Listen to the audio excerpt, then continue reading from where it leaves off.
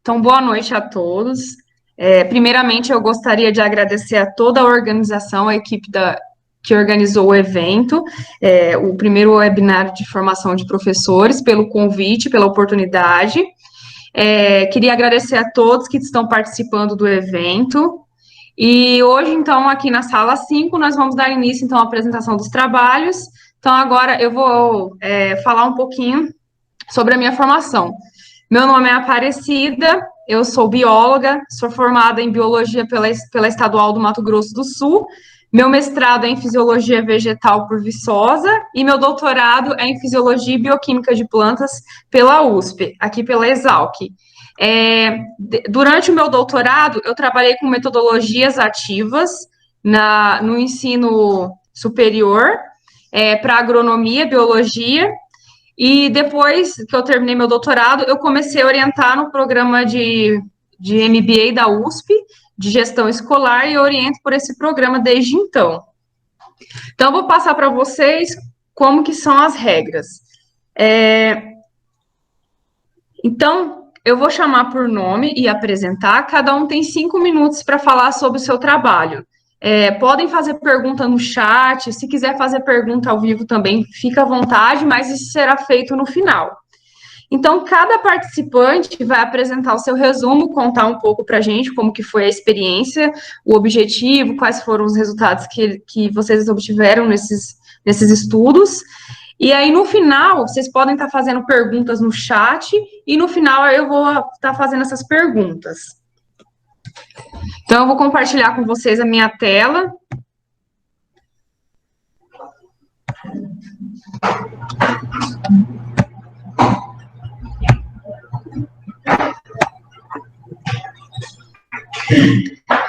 Vocês estão vendo a minha tela? Sim. Sim. Tá jóia. Então, vamos começar, então, as apresentações do trabalho. Então, primeiramente, eu vou chamar o trabalho Mapeamento da Produção Científica sobre a Utilização de Metodologias Ativas na Escola. Quem vai estar apresentando esse trabalho é a Cleide Mara Barbosa. Eu vou passar aqui, então. Cleide, fica à vontade, viu, para falar. A Cleide, ela é bacharela em administração pública e mestra em ciências de propriedade intelectual, e hoje ela vai estar apresentando esse trabalho. Cleide, conta um pouco para a gente sobre o seu relato de pesquisa. A gente escolheu as metodologias ativas porque a gente acredita, eu e os autores, acreditamos que ainda existe pouca atuação dessas metodologias no nosso estado, principalmente nas escolas. Então, a gente buscou identificar as produções científicas relacionadas a essas metodologias, não só no Brasil, mas em outros países. Posso certo. Prosseguir? Pode prosseguir. Conta pra gente como que você fez a pesquisa. As metodologias ativas de aprendizagem, elas surgem como alternativa para a melhoria do ensino e aprendizagem. E elas vêm transformando o ambiente escolar, bem como possibilitam que os alunos eles atuem de maneira ativa na construção do seu conhecimento. Essa pesquisa, ela também possibilitou mostrar quanto as pesquisas sobre metodologias ativas ela vem crescendo no decorrer dos anos. O objetivo desse trabalho foi mapear as produções científicas relacionadas à utilização de metodologias ativas na escola. E quanto a essa metodologia, ela é classificada como estudo exploratório de caráter quantitativo. Foi aplicado um filtro, que foi do ano 2015 a 2019, e foram encontradas 496 publicações. E quanto aos resultados, o ano que apresentou mais publicações foi 2019, sendo 140 publicações, o que representou um percentual de 28% desse número. E quanto ao país que apresentou a maior quantidade de publicações foi os Estados Unidos, sendo 89 artigos. Já o Brasil, ele se enquadra entre os 10 principais países que vem produzindo, sendo 32 artigos. Quanto às instituições, a instituição que mais produziu sobre esse tema foi a instituição Dianquim University, que produziu mais. E foram encontrados também 5 artigos da Universidade de São Paulo, dentre esses. Então, concluímos que as metodologias ativas na escola, elas vêm crescendo. E existem também alternativas para melhorar esse processo. E o Brasil, ele está entre os 10 principais países que vem crescendo o número de publicações sobre o tema, mas ainda existe a necessidade de impulsionar essas metodologias nas escolas brasileiras, visando assim a melhoria do ensino no país.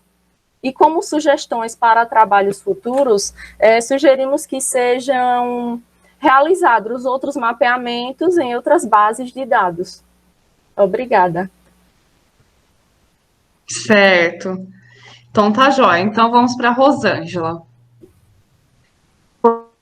A Rosângela é professora de Geografia na Escola Municipal José Luiz Gomes Carneiro, e hoje ela vai estar apresentando essa produção técnica, que é a compreensão da dinâmica terrestre, o vulcanismo na prática. Rosângela, fique à vontade para nos contar sobre sua experiência. Boa noite. Bem, a minha experiência é aluno do 6º ano, então na Escola José Luiz Gomes Carneiro. Nós já vimos fazendo um trabalho com as metodologias ativas, e esse trabalho, nós temos colocado ele dentro do 6º ano, porque ele faz parte da grade curricular do ensino fundamental. Daí, quando nós começamos a trabalhar com os alunos a questão do vulcanismo, percebemos que e deveria ir além, não só apresentar para os alunos aquele conteúdo, mas também fazer uma maquete. Então, nós tínhamos como objetivo elaborar um material com eles. Esse material era uma maquete, que eles construíssem uma maquete, que eles conseguissem entender quais regiões do mundo tinham o vulcanismo e por que, por exemplo, no Brasil não tinha a questão do vulcanismo. Então, nós pegamos uma sala com 40 alunos do 6º ano, que no decorrer da atividade, eles apresentavam muitas questões relacionadas à questão da dinâmica terrestre, falamos também em relação aos terremotos, e chegamos na questão dos vulcões. E nós queríamos apresentar para eles que era simples trabalhar a questão dos vulcões, sendo que no território brasileiro nós não tínhamos essa prática, né, vulcânica. Daí, no decorrer da atividade, eles assistem filmes sobre o vulcanismo, e a partir de então nós vamos elaborar vulcões para que eles possam observar o que acontece a prática vulcânica.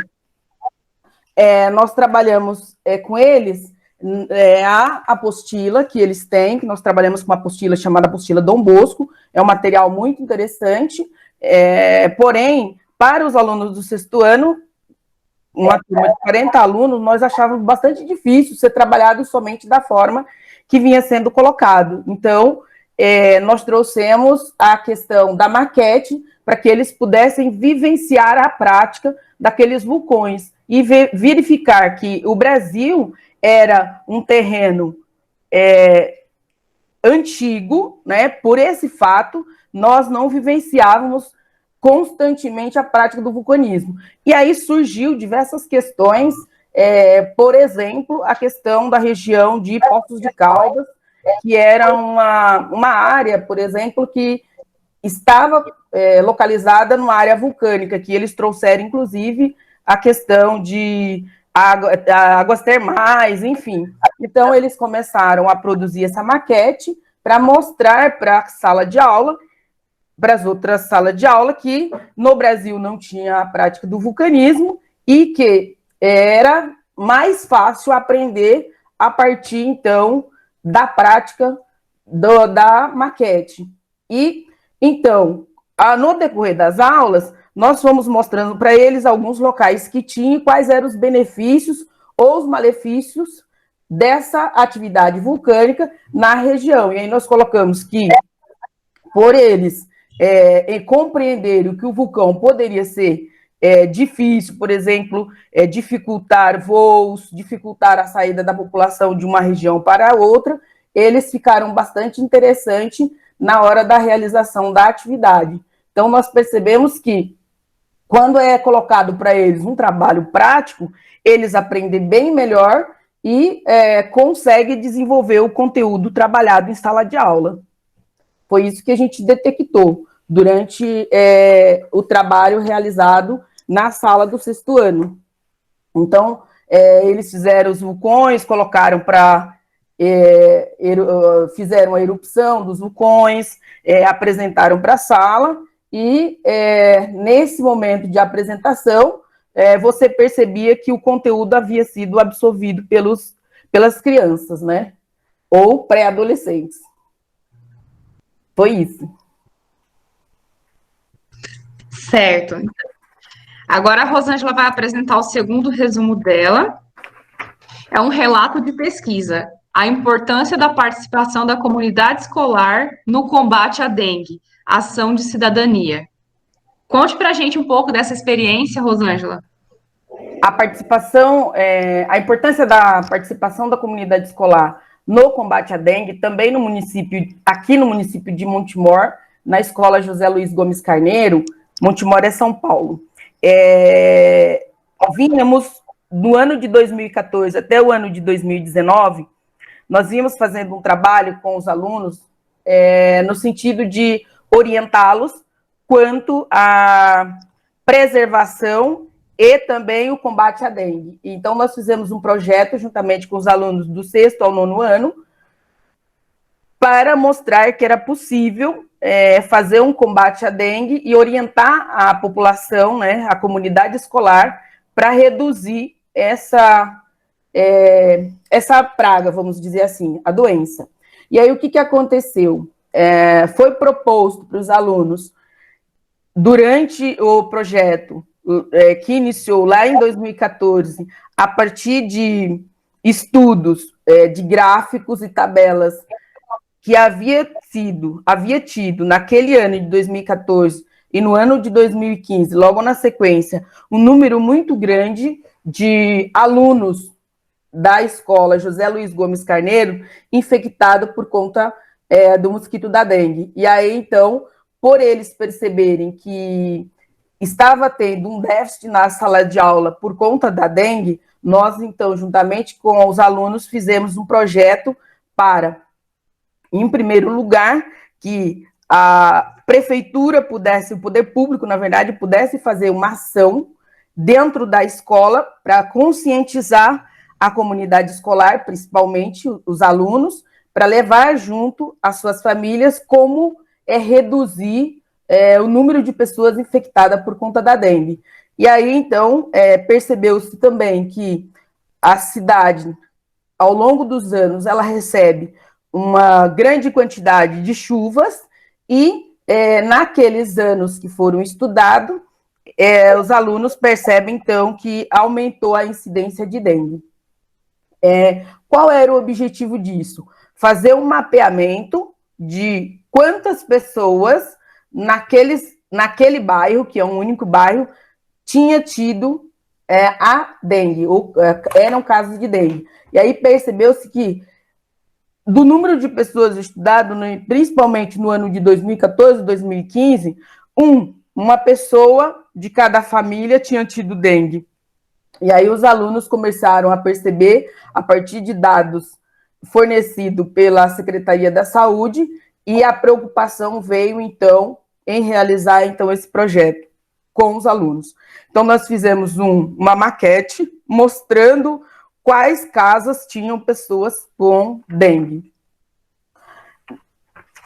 Cada turma da escola, né, nós tínhamos uma turma de 6º ano, 7º ano, 8º ano e 9º ano. Cada turma da escola ficou responsável por uma parte da pesquisa, que nós tínhamos como objetivo fazer uma pesquisa, fazer o mapeamento, colocar um becker para fazer a arrecadação de material reciclado, que essa parte não houve execução, porque o poder público se recusou a colocar esse becker, mas a consciência nos alunos e na comunidade escolar ficou, porque nós realizamos, então, explanação do nosso projeto dentro da comunidade e também levamos esse projeto para ser explicado num projeto que a prefeitura faz no final do ano, de todas as escolas. Então, o que se percebeu foi que, a partir, então, do nosso projeto, houve maior consciência no sentido das pessoas perceberem que era necessário fazer uma coleta seletiva no entorno da escola,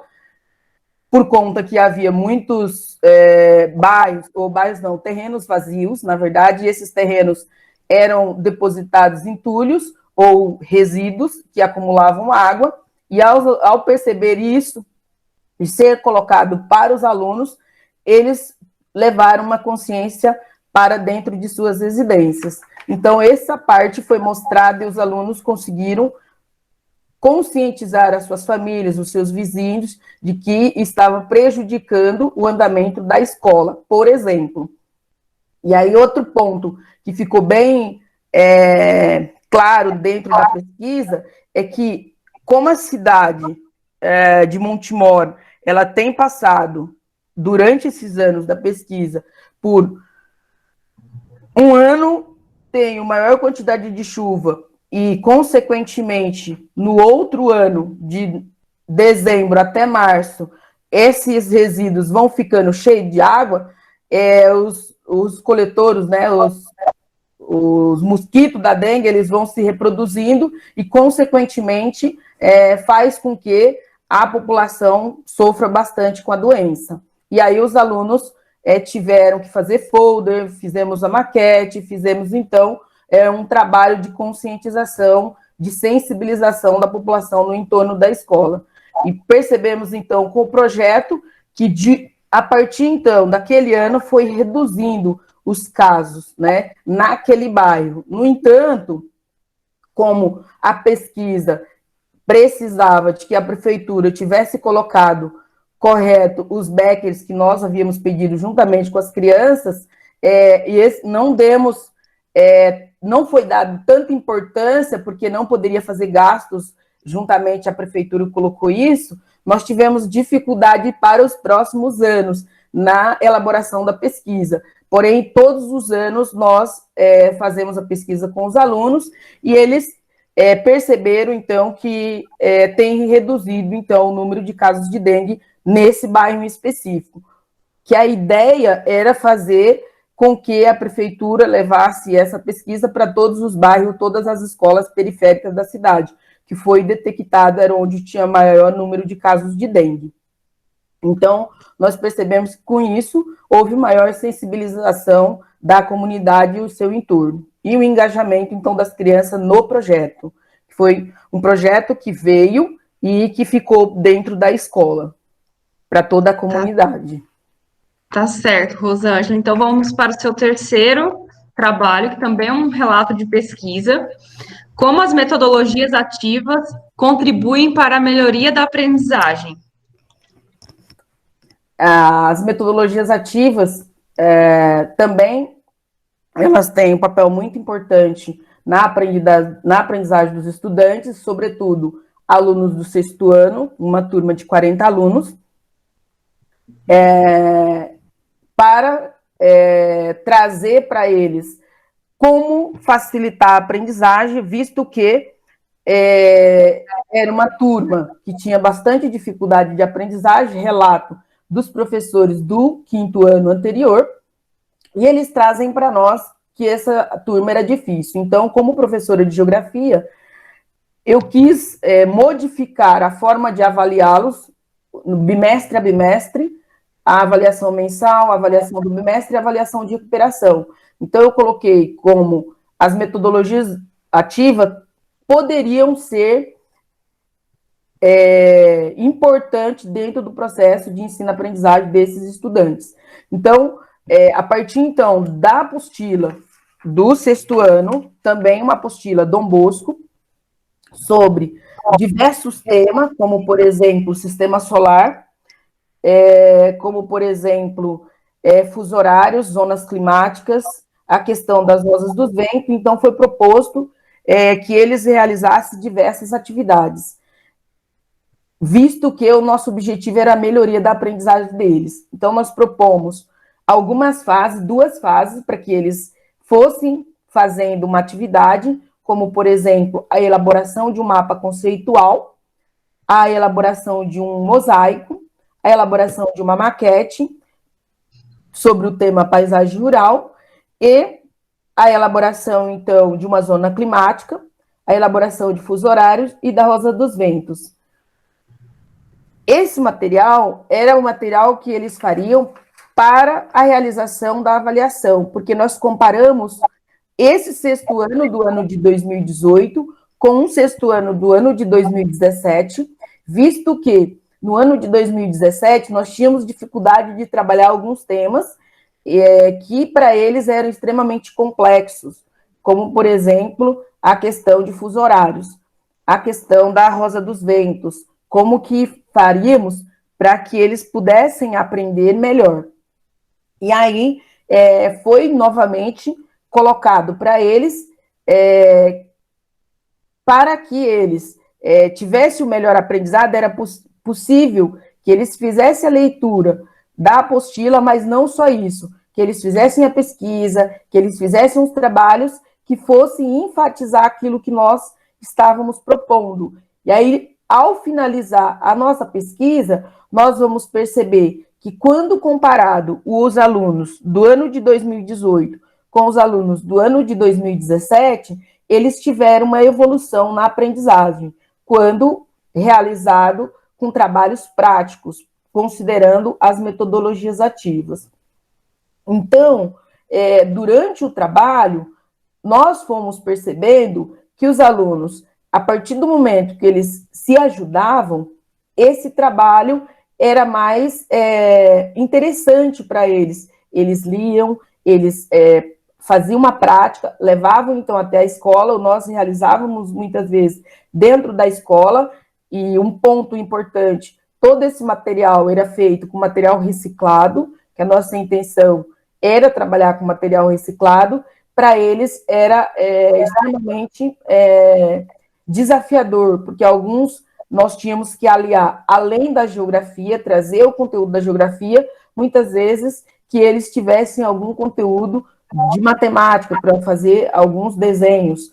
Então, nós percebemos que o uso das metodologias ativas contribuiu na aprendizagem dos alunos à medida que ela facilita a aprendizagem, principalmente porque nós abolimos a avaliação tradicional e utilizamos, então, as metodologias ativas para fazer com que eles aprendessem melhor.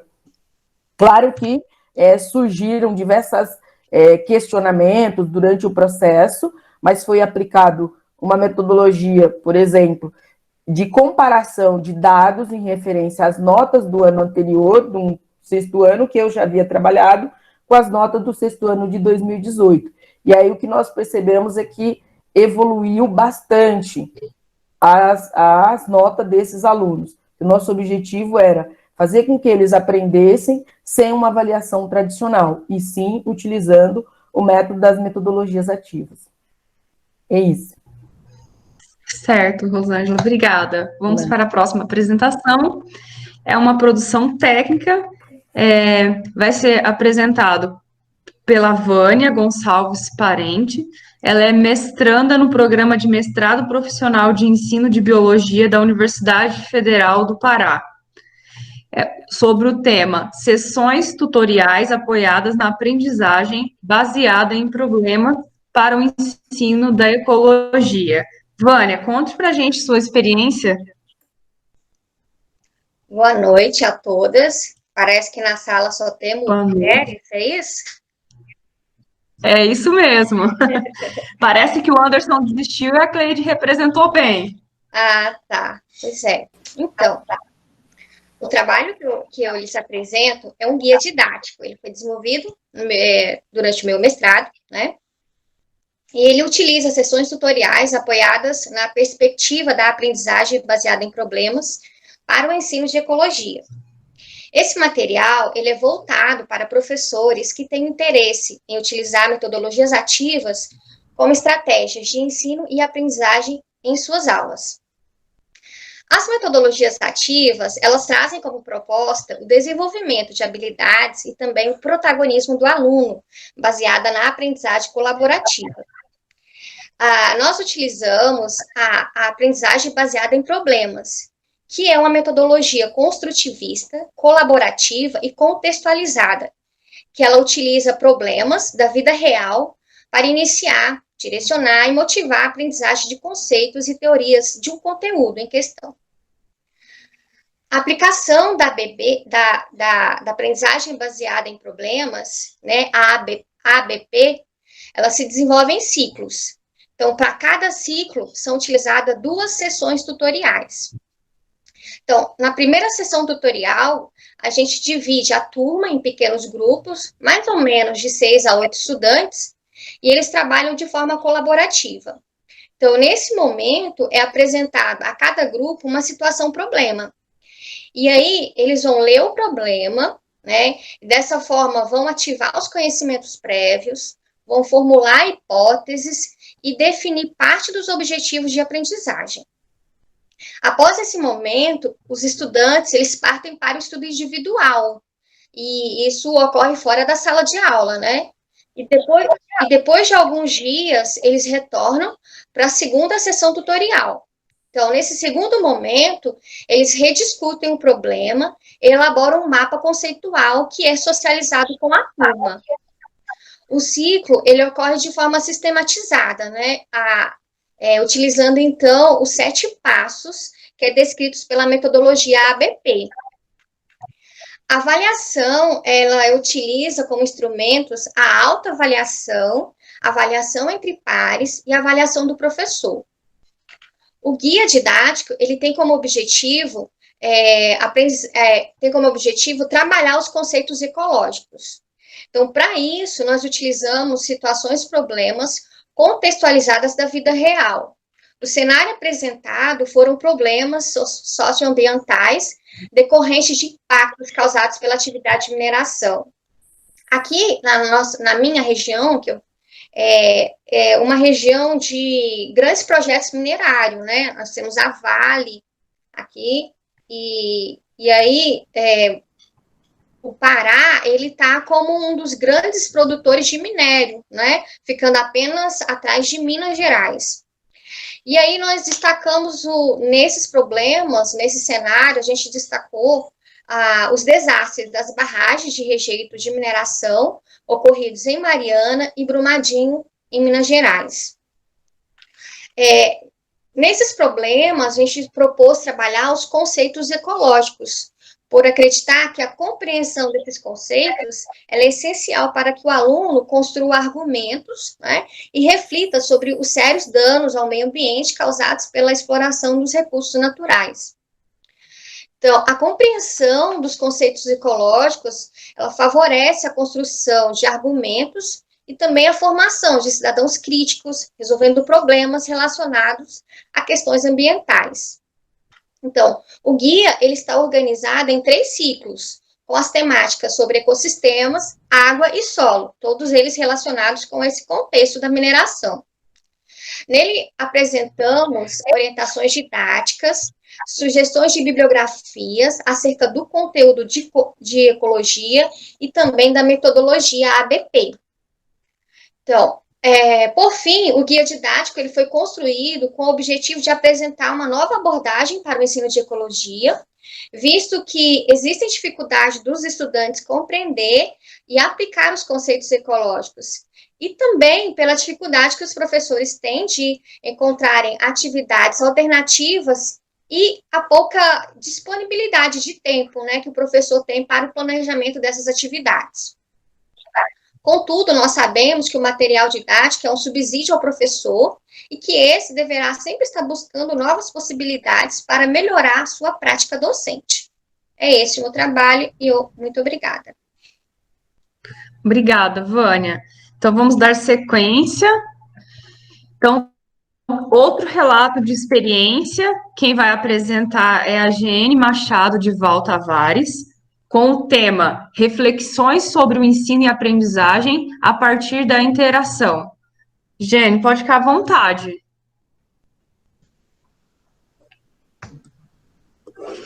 Boa noite a todos e todas.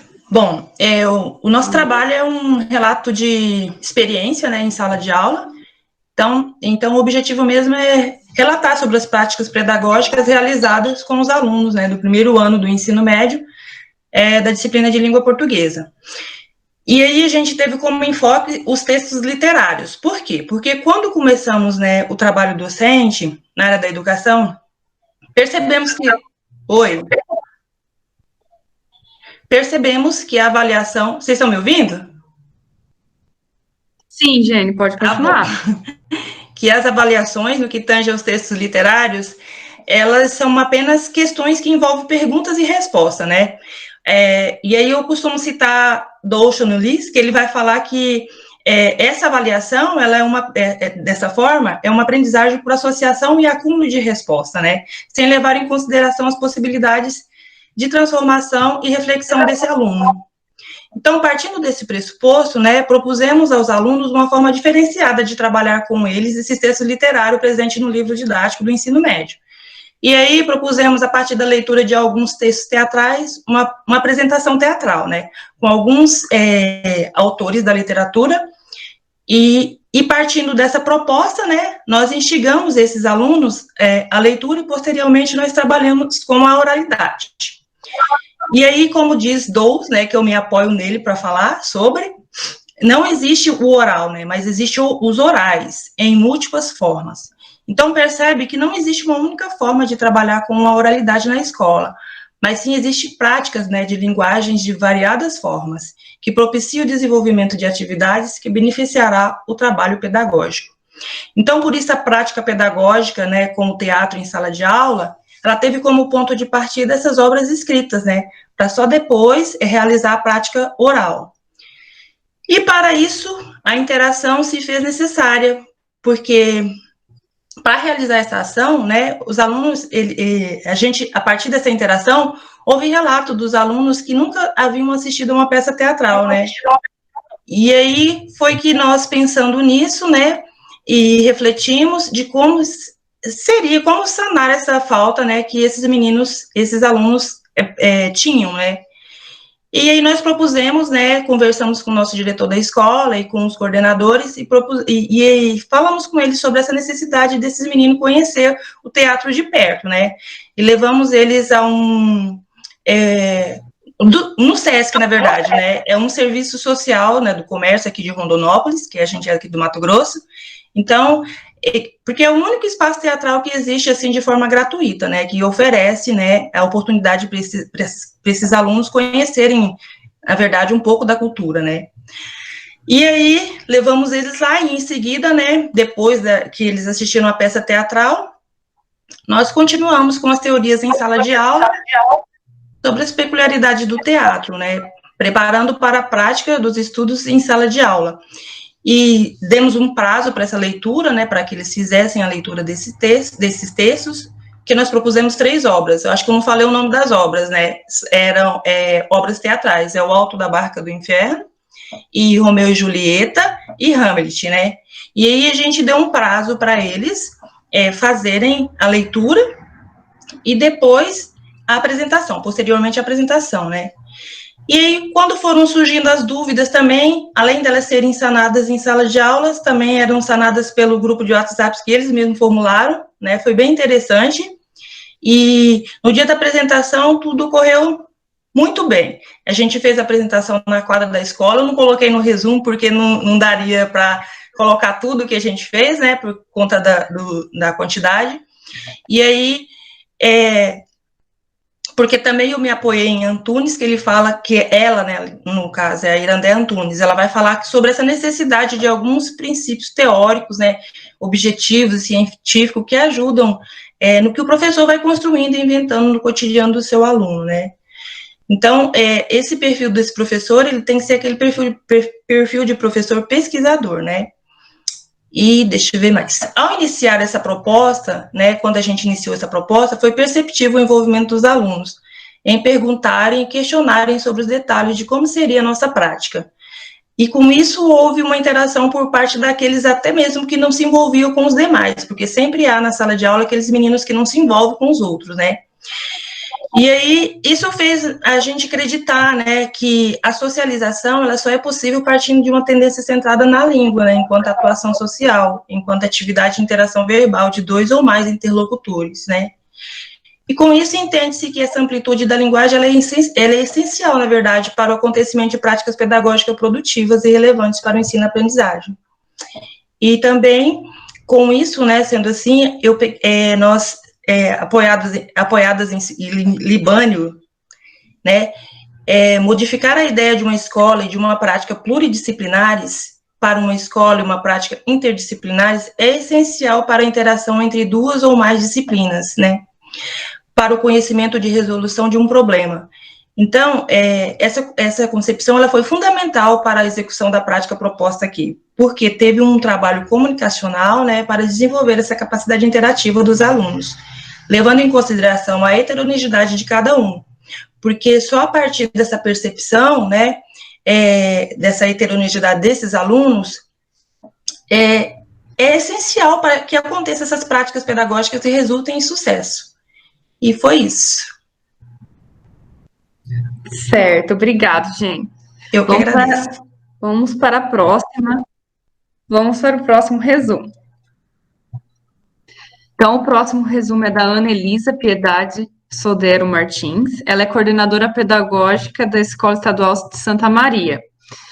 Ela vai nos apresentar o resumo intitulado Ensino de Ciências nos Anos Iniciais, paradidático com guia orientador na promoção do letramento científico. Ana, fique à vontade para nos contar a sua experiência. Olá, boa noite, obrigada. Eu quero me apresentar, né? Vocês disseram que eu sou coordenadora pedagógica aqui numa escola periférica em Rio Branco, no Acre, né? E a produção desse material didático nasceu de uma investigação realizada nessa escola onde eu trabalho, e foi devido à necessidade de desenvolver essa prática pedagógica no ensino de ciências, nos anos iniciais, né? Uma vez que nós, pedagogos de formação, nós somos multidisciplinares, então, com relação às especificidades de cada disciplina, há uma necessidade de uma formação continuada na escola. Então, como coordenadora e como uma das principais funções minhas de elaborar e coordenar essa formação continuada, eu senti essa necessidade na área de ciências, né? E numa prática mais voltada ao letramento científico. Então, assim como a minha colega do Norte, a Vânia, esse trabalho é resultado de um mestrado profissional. Então, esse guia é o produto educacional que foi feito, e a minha orientadora, no caso, quando nós iniciamos, a princípio nós pensávamos em elaborar uma coletânea de sequências didáticas baseadas no ensino por investigação, na intenção de promover o letramento científico, mas ao longo da pesquisa, isso, em vez de ser só uma sequência didática, né, nós transformamos nesse paradidático. Por quê? Porque nós percebemos que os professores trabalhavam prioritariamente de forma conceitual. Então, se nós apenas apresentássemos uma série de sequências didáticas, eles aplicariam sem ter essa consciência realmente do que é o ensino por investigação, do que é o letramento científico, né? Então, nós buscamos, por metodologias que fossem simples, porém não simplistas, e que pudessem garantir esse protagonismo do aluno, por meio de atividades que resgatassem e depois utilizassem os conhecimentos prévios dos alunos, né, inicialmente. Porque no discurso do professor a gente ouve muito, o conhecimento prévio, mas o que são esses conhecimentos e de que forma esses conhecimentos vão ser inseridos no planejamento prévio para que sejam confrontados com os conhecimentos científicos e, a partir de então, produzir novos conhecimentos, né? Então, esses conhecimentos prévios que os alunos sobre a ciência, né? E fossem realmente a base da elaboração dessas atividades de aprofundamento teórico e conceitual. Então, ainda, nós sabemos que, como um dos pilares do letramento científico, a aproximação aos aspectos da natureza da ciência poderia ser desenvolvido por meio desse ensino por investigação, né? Então, ao longo da pesquisa, a gente começou a buscar, né? Nesse contexto, nós escolhemos como metodologia para o planejamento e prática pedagógica nas aulas de ciências os 3 momentos pedagógicos de Deleuze e Oikov, né? Que também tem uma base freiriana, como uma possível estratégia na promoção do letramento científico nessas aulas. Por quê? Porque esses 3 momentos são uma possibilidade metodológica que é possível de ser aplicada nos anos iniciais, não é? Como eu disse, simples, mas não simplista. Por quê? Porque no primeiro momento, que é a problematização inicial, é aquela em que o professor vai realmente conhecer, questionar e se apropriar desses conhecimentos prévios dos meninos, né, das crianças. E, a partir de então, já no segundo momento, utilizar isso que foi aprendido na organização do conhecimento, que é o segundo momento, na qual esses conhecimentos prévios, esses questionamentos, essas ideias dos saberes tradicionais, dos saberes populares que as crianças trazem, vão ser, então, confrontadas com o conhecimento científico estruturado, não é? E aqui, a gente tem que deixar bem claro que esse confronto não é no intuito de desmerecer esses conhecimentos populares, né? Pelo contrário, para que a gente possa ampliar o repertório e muitas vezes descobrir que os conhecimentos dos avós, que nunca foram à escola, têm sim base em conhecimentos científicos ou a partir dos quais conhecimentos científicos foram validados, não é? Então, é muito interessante esse contexto, né? E, por fim, no terceiro momento, ainda em relação ao letramento científico, no que se refere ao pilar do letramento, que é a relação ciência e sociedade, os alunos, então, vão chamar o que o Deleuze e Oikov chama de aplicação desse conhecimento, que é colocar em prática e sistematizar esses novos conhecimentos que nasceram desse confronto realizado na problematização inicial com a organização do conhecimento, tá? Então, assim, em suma, essa pesquisa, né, ela culminou na produção desse paradidático. Então, algo que inicialmente, no início do mestrado, era algo só pensado, ao longo da pesquisa, ao longo das observações em sala de aula, da necessidade do professor real, ele se tornou esse paradidático. E assim como a Vânia falou, esse daqui também é um guia possível e não uma receita ou um método, não é? Porque a gente sabe que o professor, ele tem pouco tempo, é necessário essa pesquisa, ainda mais se a gente vai trabalhar com essa ideia do protagonismo do aluno. Muitas vezes, nos anos iniciais, o professor, às vezes, pensa que é difícil, que a criança não tem tantos conhecimentos, então, que é necessário que ele, sim, tome a frente e ilumine, né, o aluno. Então, esse guia tem esse intuito, né? E, na verdade, ele foi elaborado no final do ano passado, nós íamos começar agora a colocá-lo em prática nesse ano. Nós conseguimos ter 1 mês de aula antes da pandemia, nós já estávamos na problematização inicial com o tema de solos, porque como é uma escola rural, né, assim, um ambiente rural, cujas famílias têm ainda em seus quintais pequeno roçado e tal, nós iríamos trabalhar com solo elaborando a nossa horta aqui, né, então seria baseado na investigação com essa abordagem. Então, por enquanto está em pausa, nós estamos, no momento, num processo de projeto, mesmo que à distância, tentando dar continuidade a esse trabalho com os meninos, e é isso, né, eu penso, né, trabalho na educação básica, eu vejo essa necessidade da gente ajudar os professores, mesmo nós professores, principalmente nos anos iniciais, que somos polivalentes, então, nas especificidades de cada área, né, e o ensino de ciências, eu trabalho há 10 anos aqui na rede estadual, e nesses 10 anos, as únicas formações continuadas organizadas pela Secretaria de Educação Estadual foram na área de língua portuguesa e matemática, né, sempre por questão das avaliações externas.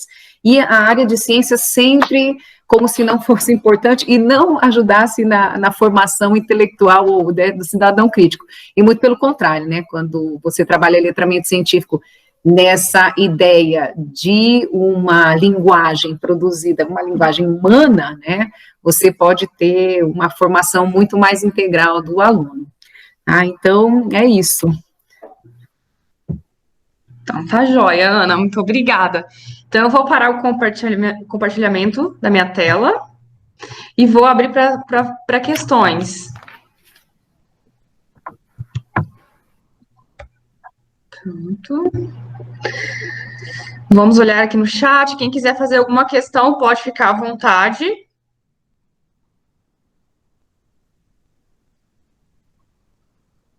Alguém tem alguma questão? Eu quero falar com a Vânia. Vânia, o seu trabalho, o seu produto educacional está em algum repositório? Porque eu me interessei também, né? A aprendizagem baseada em problemas se aproxima um pouco do nosso trabalho também.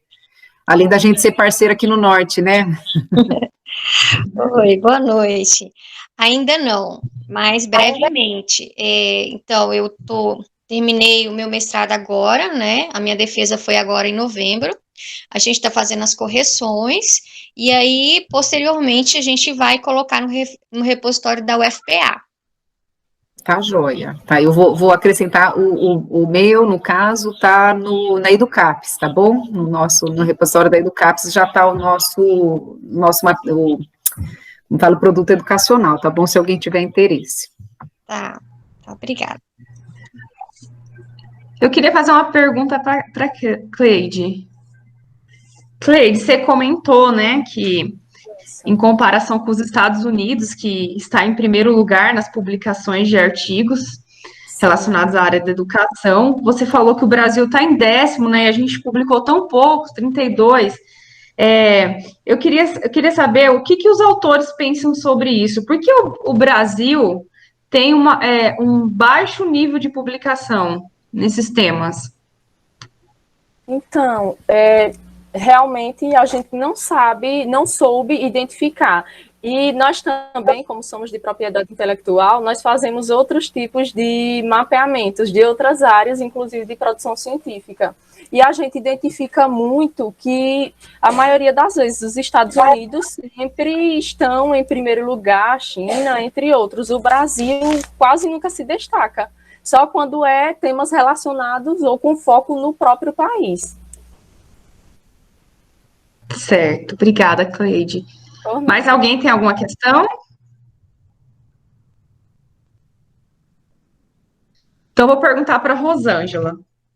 Rosângela, lá no seu resumo que você falou sobre o combate à dengue, né, um trabalho super importante, visto que a dengue se espalhou no passado, né, muito no Brasil, teve muitos casos de dengue no Brasil e permanece até hoje. Você acha que esse trabalho em conjunto da escola com a comunidade, ela foi eficaz para reduzir? Você mostrou que ela foi eficaz para a redução dos casos de dengue por meio da conscientização. Você acha que esse trabalho seria um trabalho interessante de ser adotado, por exemplo, por uma prefeitura como um método de prevenção? Sim. Nós fizemos a proposta para a prefeitura aqui de Montemor, na época, levamos no próximo ano também, nós fizemos 2 anos a mesma proposta e percebemos que se fosse colocado em toda a rede municipal o trabalho, colocando como importância a coleta seletiva e a coleta de materiais não seletivo, você teria uma maior consciência da população no entorno das escolas, e seria um projeto que poderia ser adotado dentro das prefeituras. Por quê? Porque, como o Brasil é um país tropical, em todo o território brasileiro nós temos, então, a questão da dengue muito recorrente, sobretudo em áreas que você tem aí um período, né, grande de chuva e posterior de estiagem, que é quando o mosquito vai, então, se proliferar. Outro fato é a questão da temperatura, né? Nós elencamos aí que é a questão de estarmos também numa região que você percebe o aumento da temperatura e a redução da temperatura, quando você leva uma consciência para a comunidade, possivelmente é um projeto que, se adotado por uma prefeitura, nós teríamos menor caso de dengue em todo o município. Então, foi um projeto já apresentado. Esse ano, como foi um ano político, já conversamos com algumas pessoas que podem implementar o projeto novamente na prefeitura, porque o prefeito eleito recente colocou que quer ouvir projetos, e é um projeto que nós temos a intenção de retomar ele dentro da prefeitura de Montemor, visto que, como eu coloquei, é uma região que tem chovido na última semana, na verdade, tem chovido bastante. Antes de ontem choveu muito, houve muita chuva na região, aqui na cidade de Capivari, Campinas, né, nós tivemos um alto índice de chuva. Então, é um projeto, caso uma prefeitura queira adotar, nós entendemos que vai ser benéfico para a sociedade e reduzirá os gastos públicos em saúde. Com certeza. E o que seria maravilhoso, né, Rosângela? Porque, pelo que eu li, esse trabalho ele foi desenvolvido em um único bairro, né? Sim, é um único bairro. Ele é um bairro não tão distante do centro. Percebemos que já tem uma expansão urbana do lado desse bairro. É um bairro que ele se mistura entre rural e urbano, porém é um bairro bem adensado populacionalmente. Então, você tem uma população grande nesse bairro. E aí foi aí, então, que veio a ideia de fazer a pesquisa na época, trazendo até os anos recentes, para verificar, então, a eficácia do projeto. Se fosse trabalhado do ponto de vista que nós colocamos para o poder público, poderia, então, trazer grande benefício. Sim, porque poderia abranger todos os bairros, né? Isso, visto que a cidade, atualmente, ela tem 28 escolas somente, né, considerando escola. Estou falando de escola que é administrada pela rede municipal. Então, nós temos 28 entre escolas e creches, e adotada em todas as escolas da rede municipal, você teria, então, uma abrangência da cidade.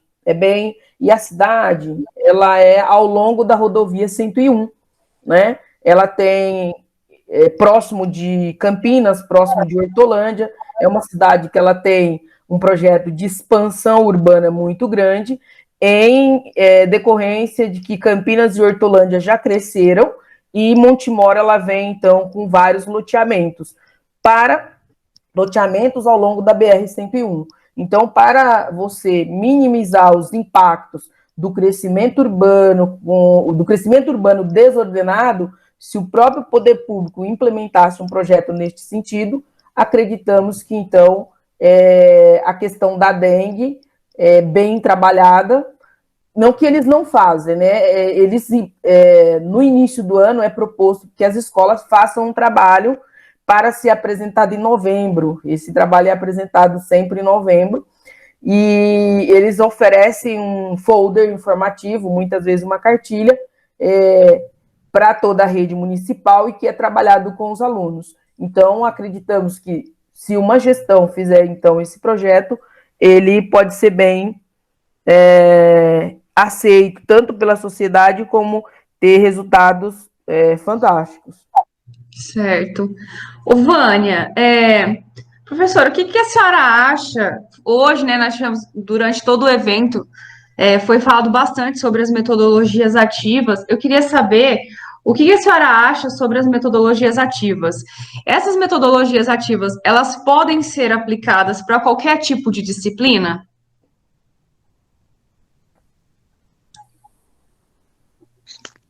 Oi, boa noite, Aparecida.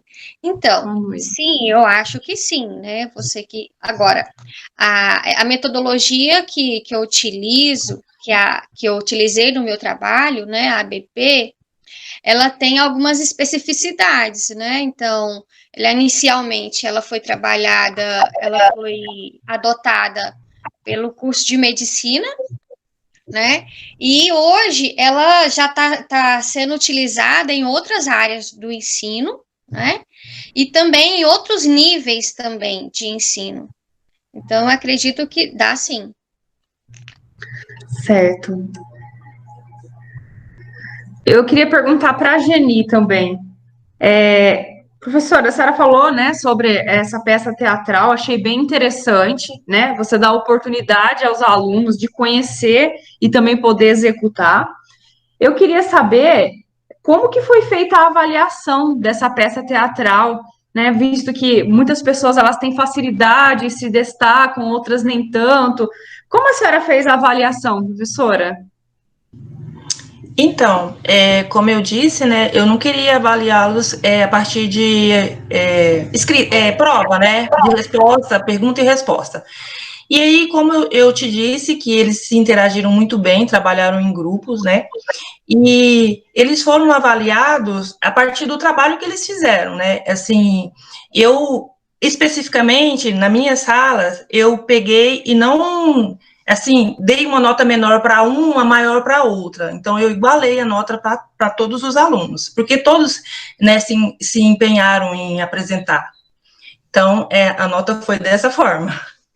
Ah, legal. É muito bacana esse tipo de trabalho, porque proporciona para os alunos uma oportunidade, de repente, de conhecer, de se descobrir ali, coisa que não iria acontecer, de repente poderia não acontecer normalmente, né? Com certeza, é verdade. Muito legal por essa isso iniciativa. que eu procurei trabalhar dessa forma, porque eu acho a avaliação uma forma muito engessada, né, de você avaliar o aluno. Porque tem tantos alunos com tantas, né, potencialidade, por que eu vou avaliar ele só de uma forma? Né? Eu posso avaliar de outras formas também. Exatamente, Gini. Tem um quadrinho que eu sempre gosto de mostrar ele para os meus alunos, que coloca um macaco, um leão, um rato, uma barata, assim, um atrás do outro, e aí a pessoa fala, agora suba na árvore. Então, assim, então a prova de escrita, ela favorece alguns, mas nem todos são favorecidos com esse tipo de avaliação. Então, assim, teoricamente, o professor considera isso uma prova justa, mas essa prova é justa para quem? Nesse caso Né? da árvore, o macaco que consegue subir. Então, Pois assim, eu acho muito interessante fazer várias formas de avaliação, porque alguns têm facilidade com uns tipos de avaliações, outros têm com outros, e assim você consegue realmente medir o quanto o conteúdo foi absorvido, né? Em uma prova, nem sempre a pessoa consegue passar tudo aquilo que ela conhece. Achei bem interessante esse trabalho. Uhum, obrigada. Professora Ana, para finalizar, então, vou fazer uma pergunta para a professora Ana. A senhora falou, né, professora, da importância, a gente sabe, né, dessa importância, dessa bagagem inicial, né, que todos nós temos, independente de qualquer idade, qualquer conteúdo novo, a gente sempre tem uma bagagem histórica, que é aquilo que a gente traz de casa, né, de conhecimento empírico, muitas vezes. Eu queria saber, quando a senhora foi tratar sobre esse assunto, aplicar algum tipo de conteúdo, qual que é a dica? Como que deve ser feito? Primeiro deve ser questionado para os alunos para saber o que eles têm de conhecimento prévio, para depois agregar valor. Como que é o melhor jeito de ser feito isso, professora? Bom, como a gente trabalha com os anos iniciais, é bem tranquilo, né? Existem várias formas. A gente pode fazer com jogos, dependendo do tema. Vamos supor, o tema que eu lembro, uma que nós fizemos foi sobre classificação. Nós íamos trabalhar com classificação animal. Então, esse conceito de classificação, para que a gente chegasse a como os cientistas organizam essas classificações, nós colocamos na sala de aula, né, em grupos, nós dividimos a turma, era uma turma de terceiro ano, nós colocamos uma série de botões, né, de botões de vários tamanhos, várias cores, nas mesas, né, grupos de 4, 3 alunos, cada mesa tinha esses botões, e nós pedimos que eles separassem, olha, vocês vão ter que organizar esses botões que estão, né, cada mesa tinha, nós não tínhamos separados exatamente, então, era uma série de diferentes, e eles começaram a classificar, né, então, cada turma, foi interessante por isso, que cada turma começou a separar, um grupinho lá foi por tamanho, outro grupo resolveu fazer por cor, e assim, então, depois as crianças explicaram, né, tiveram que na oralidade, explicar por que eles tinham feito esse tipo de organização, tal, e a partir de então a gente percebeu que as crianças, sim, já tinham um conceito do que era classificar, né, quer dizer, não o termo classificar, mas essa separação, explicaram o porquê, então sabiam dessa razão. E a partir disso, desse conhecimento prévio, a gente já sabia, olha, então eles entendem qual é o conceito. Então, de que forma, então, nós vamos abordar que a classificação animal vem por conta do quê? Das características, né? E aqueles grupos que tiveram mais dificuldade? Então, porque, professor, a gente não sabe, porque um colega quer fazer de uma forma, outro de outra. Eu falo, então, porque vocês não conversam, chegam a uma conclusão, que também faz parte do fazer científico, né? Quando vários cientistas têm. Então, assim, são processos diferentes, e é isso que muitas vezes, quando a gente fala em conhecimento prévio, não se tem consciência, que, tá bom, o menino faz uma pergunta, né, o que é classificação, o que vocês sabem de classificação de animais? É separar os animais, tá, e fica nisso, mas vamos aprofundar esse conhecimento, como que o professor pode aprofundar? Então, pode ser por meio de jogos, por atividades, pode ser sim por questionamentos, com imagens, né, principalmente nesses anos iniciais, é dessa forma que a gente aborda. Tá? Pode ser com um vídeo, né? Você mostra um vídeo e as crianças vão falando. O que é importante, que a gente deixa claro para o professor, é que ele tem que ter algum tipo de caderno de campo, que ele anote essas frases que às vezes podem parecer fora de contexto, uma fala, uma frase da criança, mas que quando a gente analisa no planejamento com maior atenção, porque a sala de aula é aquela loucura, né, gente, principalmente com criança. Então, quando a gente senta para contrapor essas falas com os conteúdos que a gente quer abordar, olha aqui, fulano, o aluno apresentou isso, ele falou do bico, sei lá, ou de um botão que era prateado, mas tinha vermelho, então como que ele ia classificar? Então, esse questionamento dele pode também, quando a gente for falar do ornitorrinco, como que classifica, né? A mesma coisa com um botão de 2 cores, por exemplo, ou que tem textura. Então, assim, você tem estratégias diferentes que podem ser trabalhadas. Daí vai da criatividade do professor e dessa atenção à fala das crianças, que, gente, tem uma riqueza impressionante, né? Porque a gente brinca, toda criança nasce cientista mesmo, né? Método científico quando é bebê, né? Negócio de olha, põe na boca, testa, cospe. Então, melhor método científico, metodologia, não existe método, né? Mas a questão metodológica, né? Então, é isso é uma possibilidade. Verdade. Obrigada, professora.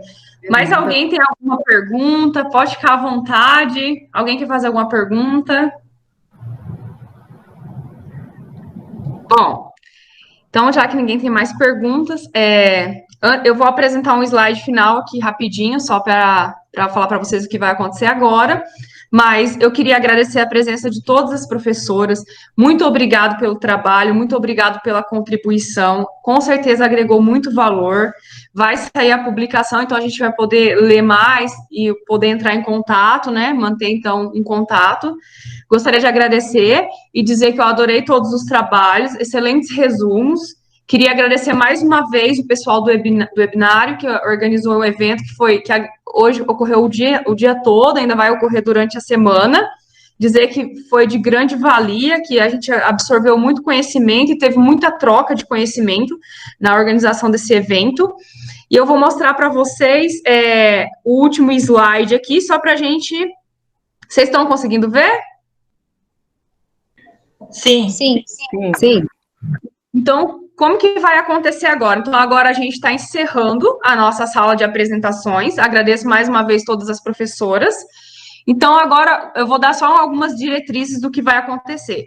Então, os certificados, eles vão ser enviados por e-mail até o final de dezembro. Agora, às 10 horas, provavelmente vai acontecer às 10h10, por conta do atraso da outra palestra, vai ter o encerramento do evento, que vai ser transmitido da mesma forma que foi transmitido o evento durante todo o dia. Então, vocês entram no site e clica no canal do YouTube para assistir, então, o encerramento. Os trabalhos avaliados como destaque serão anunciados nessa transmissão, então, no encerramento agora das 10 horas, e serão publicados no site. E o livro de resumos, onde vão conter todos os resumos apresentados aqui no evento, será publicado até o final de janeiro de 2021. Então, agora eu vou parar o meu compartilhamento com vocês. Agradeço mais uma vez. Eu queria fazer uma pergunta. Você falou que os trabalhos em destaque serão apresentados agora, né? Mas só esses em destaques que vão ser publicados ou não? Não. Todo mundo que apresentou aqui hoje vai sair a publicação do resumo. Agora, na próxima apresentação que vai ter agora às 10 horas, vai ser apresentado quais serão os resumos que vão ser premiados como os primeiros colocados. Tá joia? Tá bom. Obrigada.